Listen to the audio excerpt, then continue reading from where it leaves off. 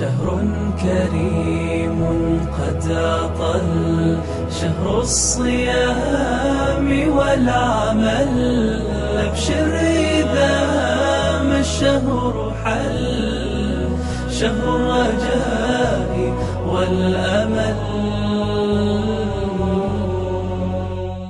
بسم اللہ الرحمن الرحیم. شریعت مطہرہ یہ دنیا میں انسان کے فلاح اور انسان کی صلاح کے لیے اللہ رب العزت نے انبیاء کرام علیہم السلام کے ذریعے سے بھیجی. ان شریعتوں میں انسان کی فطرت اور انسان کی طبیعت اور انسان کے خواہشات کی بھی اچھی خاصی رعایت کی گئی ہے. انسان کی طبیعت اور فطرت یہ ہے کہ وہ اپنی زندگی میں کچھ خوشی کے مواقع دیکھنا چاہتا ہے جس میں وہ خوشی کا اظہار کرے.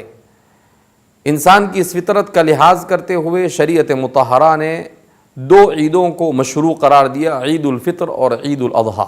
عید الفطر یہ اس عید کو کہا جاتا ہے جو رمضان المبارک کے بعد پہلی شوال کے چاند دیکھنے کے بعد مسلمانوں کو تہوار کے طور پر اور عید کے طور پر منانے کی شریعت مطہرہ نے اجازت دی ہے.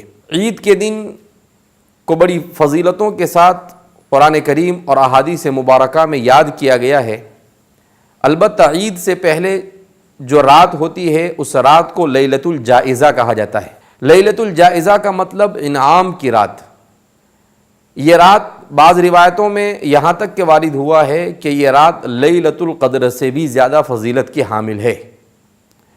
اور اس رات میں اللہ رب العزت خوش ہو جاتے ہیں اور فرشتوں سے کہتے ہیں کہ یہ وہی انسان ہے جس کے بارے میں تمہیں اعتراض تھا، ذرا دیکھو میرا حکم سن کر یہ 30 دن تک رمضان المبارک میں بھوکا رہا اور رات میں اس نے قیام کیا.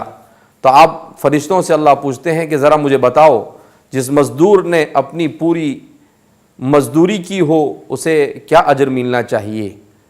تو فرشتے کہتے ہیں اسے اس کا پورا اجر ملنا چاہیے. تو اللہ رب العزت فرماتے ہیں کہ تم گواہ رہو میں نے ان کو بخش دیا. مگر ہمارے معاشرے کا حال یہ ہے کہ اتنی اہم ترین رات کو ہم گناہوں کی نظر کر دیتے ہیں.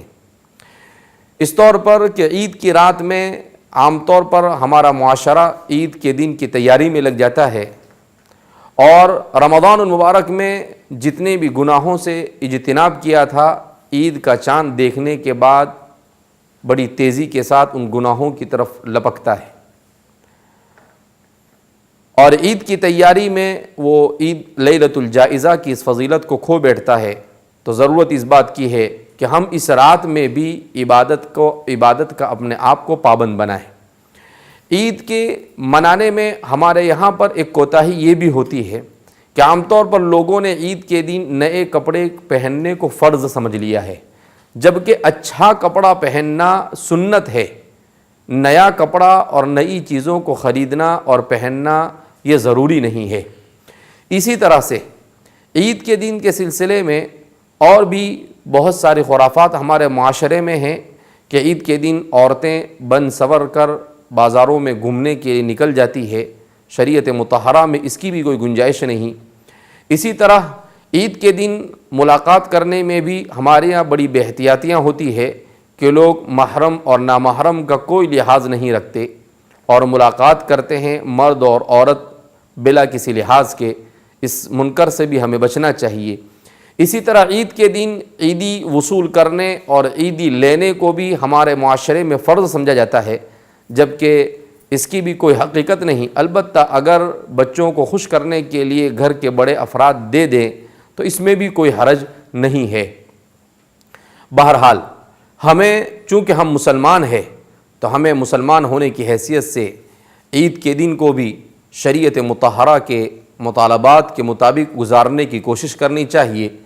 نبی کریم صلی اللہ علیہ وسلم نے عید کے دن عید کی نماز میں جانے سے پہلے میٹھا کھانے کا التزام کیا ہے، تو ہمیں بھی اس کا التزام کرنا چاہیے. ضروری نہیں ہے، البتہ سنت ضرور ہے، اور نبی کریم صلی اللہ علیہ وسلم کی سنت بہرحال خیر و برکت کے حامل ہوتی ہے. تو اس میں شیر خرما جسے ہم فرض سمجھتے ہیں یہ ضروری نہیں ہے، البتہ میٹھا کھانے کی گنجائش ضرور ہے، بلکہ یہ مسنون ہے۔ اللہ رب العزت ہمیں عید الفطر کو نبی کریم صلی اللہ علیہ وسلم کے طریقے کے مطابق گزارنے کی توفیق مرحمت فرمائے۔ والسلام علیکم ورحمۃ اللہ وبرکاتہ۔